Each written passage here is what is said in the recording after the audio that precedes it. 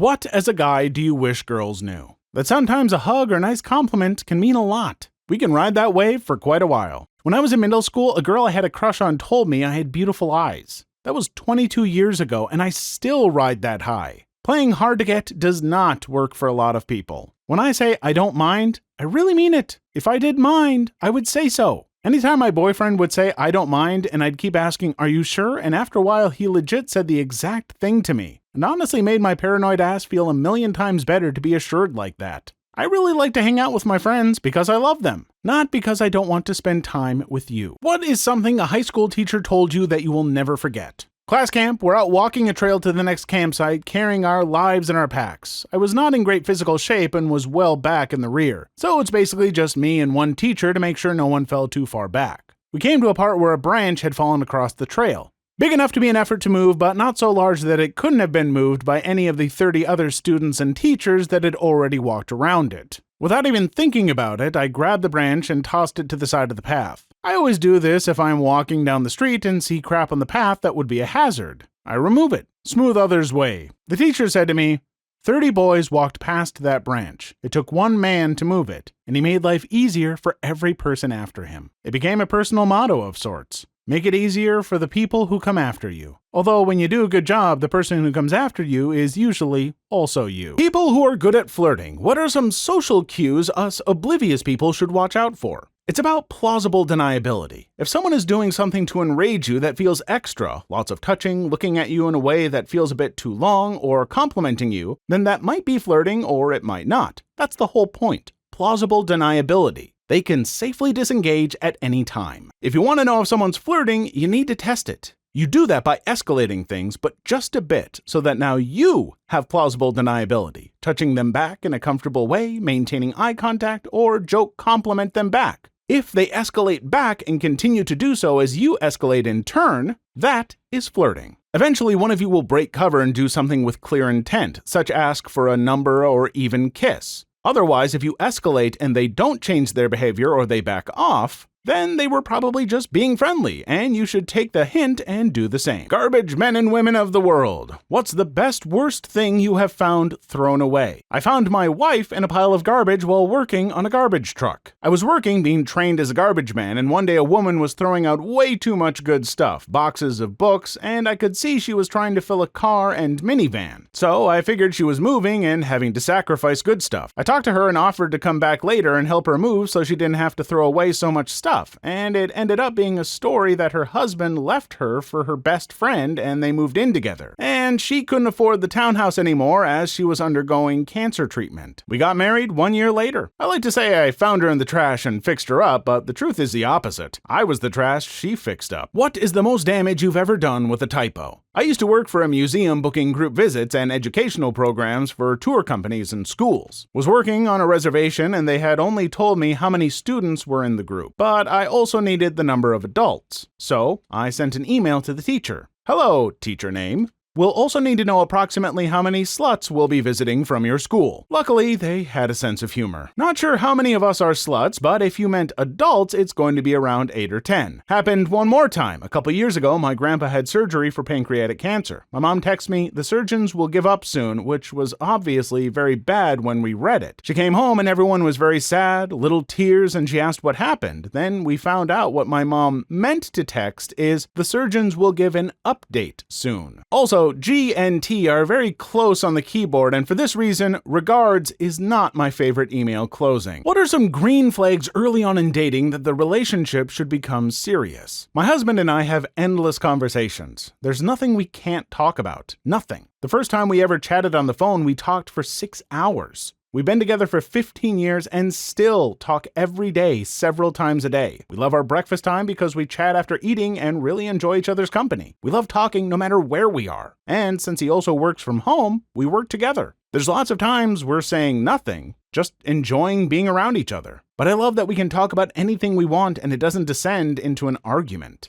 Also, being weird together after only a couple of dates. It has taken me forever with most, but if I'm able to open up and be silly, then I know it's a really good sign as I'm an introvert and incredibly shy around someone new, especially someone I see as a partner. My husband made me feel at home with him instantly, whether he knew it or not. And that, my friends, is a green flag. Who is your coworker from hell? There was a lady in her 50s. We worked at a DRS office. Nothing was ever her fault. She could not take even the nicest constructive criticism and constantly complained about everything. No one in our department liked her, and we all knew how she played the blame game. So we usually tried to stay away from her. One of my nicest coworkers ever, who was around the same age, often was the receipt of her blame because she never took responsibility. It was regularly the same issues she never learned to correct. They bickered a lot after a couple of years of this. On a very stressful day, we had a lot of work. The nice coworker went to the car to grab her anxiety med, and the obnoxious one went to the office manager and then HR saying she thought the nice one went to get a weapon to hurt her. Like, what? And the nice one got fired. Any lingering respect I had for her was gone. I've had a lot of jobs and met some crappy people, but she was the most stressful nightmare who could boo-hoo her way into getting pity parties on cue. Teachers, what is your best read the note to the class story? When I was in high school, we had a kid pass a note to another kid all subtle-like. They both sat behind me in the same row. The kid did not even read it. He put it in his pocket, but the teacher saw. She made him stand up and told him to pull out the note. He refused. She legit reached into his pocket and said something like, "Let me see what you're hiding from class." She saw the contents and went white. The note said something along the lines of, "Package left in second trash can of the third empty room," or something like that. The police found a small amount of heroin and a .22 pistol with no ammo in the said trash can underneath some balled up papers. This turned into a mess where the kids both claimed neither one wrote the note and were not the intended recipient. The event never got published because they could never prove anything other than the teacher saw two kids pass a note. About 4 years after graduation, I saw on MySpace that one of them died to an OD and the other was arrested for his murder. Psychologists of Reddit, what's one thing a patient has told you that caught you off guard? My therapist once abruptly ended our session after telling me I needed to go to the ER. I'd been in a car accident the day before and had an undiagnosed concussion that was pretty bad. I was so out of it, I didn't even realize I was out of it. He later told me I was talking about inappropriate topics. I was so embarrassed I didn't ask what I specifically talked about. I didn't want to know at that point.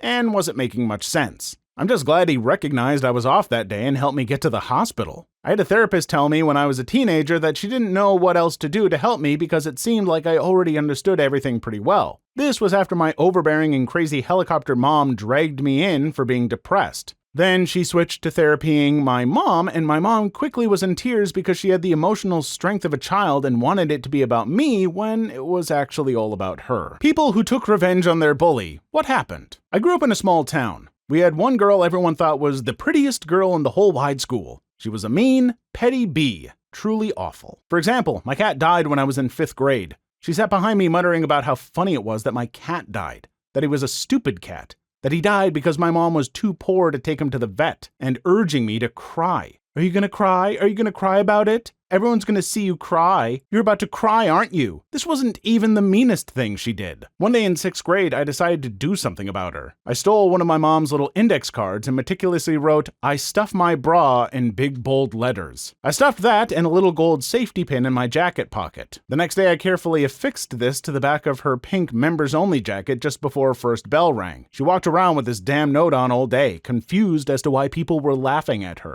What made you stop being friends with someone? My lifelong best friend was a wreck. She had some awful things happen to her when we were teens that negatively affected her already precarious mental health. After my dad's unexpected death, she was very close to him and her dad passed when we were kids. She spiraled worse, and I just didn't have the mental strength to be there for her like I usually was. I told her I needed to step away from her to get myself back in shape mentally. And in retaliation, she posted on Facebook that I was cheating on my then fiancé. I wasn't, and he knew I wasn't. But the fact that she would try to end my relationship and humiliate me publicly when I was going through the hardest time of my life because I needed time to grieve and not deal with her massive addiction and mental health issues just showed me that after decades of friendship, where I was there for her always was not meaningful to her, and that the smart, sweet girl I had befriended as a kid was truly lost to her addictions and victimhood. Who is the biggest troll in history? The guy who opened a fake #1 restaurant in London using Google reviews in his back garden and shed with microwave meals. That was incredible. He also faked his way into Paris fashion shows as a designer with knockoff clothes. April Fool's Day 1974, when a man burned 70 rubber tires on a dormant volcano in Alaska. This has to be up there. He waited 3 years to get a helicopter to fly the tires to the top to get a picture-perfect condition. Porky's favorite response to the prank came in 1980. He received a letter from an attorney in Denver, inside of which was a clipping from the Denver Post with a photo of Mount St. Helens erupting. Attached was a note that read, "This time, you little bastard, you've gone too far."